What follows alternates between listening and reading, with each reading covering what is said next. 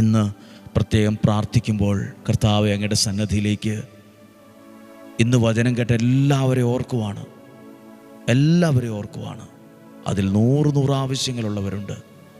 രോഗപീഠകളിൽ കഴിയുന്നവരുണ്ട്, ഹോസ്പിറ്റലുകളിൽ കഴിയുന്നവർ, കുറച്ച് പൈസ കിട്ടിയിരുന്നെങ്കിൽ ആ കാര്യം നടത്തി കൊടുക്കാമായിരുന്നല്ലോ എന്ന് ചിന്തിക്കുന്നവർ, ഫീസ് അടയ്ക്കാൻ ബുദ്ധിമുട്ടുന്നവർ, ഭക്ഷണത്തിനായി ബുദ്ധിമുട്ടുന്നവർ, വീടുമായി ബന്ധപ്പെട്ട് വേദനിക്കുന്നവർ, ജോലിയുമായി ബന്ധപ്പെട്ട് വേദനിക്കുന്നവർ, മക്കളോടുള്ള ബന്ധത്തിൽ വിഷമിക്കുന്നവർ, കുടുംബക്കാരുമായി ബന്ധപ്പെട്ട ചില വിഷയങ്ങൾ, വിവാഹവുമായി ബന്ധപ്പെട്ട വിഷയങ്ങൾ, തലമുറയുമായി ബന്ധപ്പെട്ട ഭാരമുള്ള കാര്യങ്ങൾ, എല്ലാ കാര്യങ്ങളെയും ഓർക്കുന്നു.